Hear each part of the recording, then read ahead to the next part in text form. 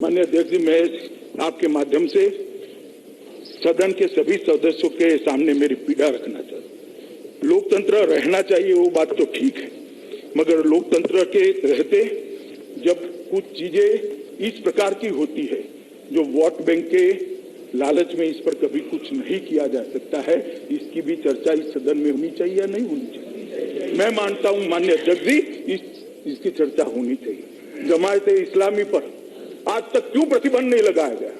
किसको खुश करना चाहते थे आप? ये भारतीय जनता पार्टी की नरेंद्र मोदी सरकार है जिसने जमायत इस्लामी पर प्रतिबंध लगाकर उसकी कैडर को आज नष्ट किया। JKLF इतने सालों से किस देश का लिबरेशन करना चाहते हैं आप? किस देश का? जम्मू एंड कश्मीर भारत का अभिन्न अंग है, इसको देश पर मानने वालों को पक्का नहीं। JKLF पर प्रतिबंध किसने लगाया? भारतीय जनता पार्टी ने लगाया। माननीय अध्यक्ष जी, आतंकवादियों को समर्थन देने वाले सभी लोगों को प्रिवेंटिव अरेस्ट के तहत जितना गत सरकार के समय में डाला गया है, इतना आजादी के बाद कभी नहीं डाला गया। प्रिवेंटिव अरेस्ट को बढ़ाई। जो देश विरोधी बात करता था उसको सुरक्षा दी जाती थी। सुरक्षा देने के लिए खतरे के पैरामीटर्स होते। जम्मू कश्मीर में एक नया पैरामीटर है, 4 भारत विरोधी बयान दे दो, आपको तुरंत सुरक्षा मिल जाएगी। मेरी तो समझ में ही नहीं आता। सरकार के खर्चे से, भारत की जनता के खर्चे से भारत विरोधियों को सुरक्षा देने का क्या तर्क था? कोई थ्रेट नहीं है। मारने वाले उनको नहीं मारेंगे, पूरी दुनिया को मालूम है। मारने वाले भारत की बात करने वाले को मारते हैं। भारत की बात करने वाले को सुरक्षा नहीं मिलती थी, भारत का विरोध करने वाले को सुरक्षा मिलती। इसका रिव्यू कभी नहीं किया जाता। इसका रिव्यू नहीं किया जाता। माननीय अध्यक्ष जी, 2000 लोगों को जो व्यक्तिगत सुरक्षा दी थी उसका हमने रिव्यू किया। उनमें से 919 ऐसे लोग जिनको सुरक्षा का कोई खतरा नहीं था, वो भारत विरोधी सर्टिफिकेट के कारण सुरक्षा मिली थी, उनकी सुरक्षा को हटाने का काम ये सरकार है। उन्होंने विभाजन की बात करी कि विभाजन के कारण पूरा देश रक्त रंजित हो गया। विभाजन का कोई समर्थन नहीं करता। हम तो ना उस वक्त करते थे ना आज करते हैं। मनीष जी, आप सवाल उठा रहे हो विभाजन का। किसने किया विभाजन?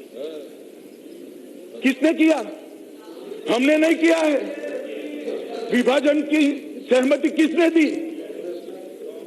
हम आज भी कहते हैं कि धर्म के आधार पर देश का बंटवारा नहीं होना चाहिए। हम आज भी कहते हैं ये गलती हुई है, ऐतिहासिक गलती हुई है, जिसकी ऊंचाई हिमालय जितनी है और गहराई सागर जितनी है।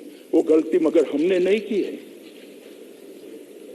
गलती हमने नहीं की है, गलती आपने करी है, आपकी पार्टी ने करी। और ये इतिहास से आप भाग नहीं सकते हो। माननीय अध्यक्ष जी, हमें इतिहास की दुहाई दे रहे। 1/3 हिस्सा जम्मू कश्मीर का हमारे पास नहीं है। किसके कारण नहीं है भाई? किसके कारण नहीं है? जब महाराजा हरि सिंह जी ने भारत के साथ संधि कर दी, वायुसेना के विमानों से भारत की फौज वहां गई, पाकिस्तान के भेजी हुई कबीलाई के रूप में आई हुई सेना को खदेड़ना शुरू किया। खदेड़ते खदेड़ते काफी हद तक कश्मीर से लेकर आज की LOC तक पहुंचे। किसने सीज फायर कर दिया? किसने सीज फायर किया? माननीय अध्यक्ष जी, हमने नहीं किया। जवाहरलाल नेहरू उस वक्त के प्रधानमंत्री जी ने सीज फायर कर वो हिस्सा आज पाकिस्तान। हमें इतिहास सिखाते हैं, हमें कहते हैं, आरोप लगाते हैं, प्रेस कॉन्फ्रेंस करते हैं, इसको भरोसे में नहीं लेते, उसको भरोसे में नहीं लेते, इसको भरोसे में, फलाने को नहीं, दिखने को नहीं लेते। जवाहरलाल नेहरू जी ने देश के गृह मंत्री और हाथ में होता हमारा कब्जा, इसको वापिस लाने के लिए इतनी जद्दोजहद न होती और शायद भरोसे में लेते तो टेररिज्म का मूल ही न हो। इसलिए मनीष जी, इतिहास हमें मत सिखाइए। मैं बताना चाहता हूं, बहन मीनाक्षी लेखी ने कहा 600 से ज्यादा रियासतें थी, राज्य रजवाड़े थे। ऐसा प्रॉब्लम ओवैसी जी चले गए, मुझे सुनने के लिए नहीं बैठे। ऐसा प्रॉब्लम हैदराबाद में भी हुआ था, भी मजलिस ने किया था। ऐसा प्रॉब्लम जूनागढ़ में भी हुआ था। मगर ये दोनों प्रॉब्लम सरदार पटेल टैकल कर रहे थे। आज हैदराबाद और जूनागढ़ भारत का हिस्सा है। मैं यही कहना चाहता हूं, हम कश्मीर की आवाम की चिंता करने वाली सरकार है। आज तक उनकी पंचायतों को अपना पंच और सरपंच चुनने का अधिकार किसने नहीं दिया? सिर्फ 3 ही परिवार इतने साल तक कश्मीर के प्रशासन करते रहे। पंचायत का शासन भी वो करे, तहसील पंचायत का भी वो करे, जिला पंचायत का भी वो करे, म्यूनिसिपालिटी और म्यूनिसिपल कॉर्पोरेशन का भी वो करे और सरकार भी वो चलाई। क्यों भाई? जम्मू कश्मीर हिंदुस्तान का हिस्सा नहीं है? आज माननीय अध्यक्ष जी मुझे बताते हुए, आपके माध्यम से इस सदन को बताते हुए आनंद हो रहा है।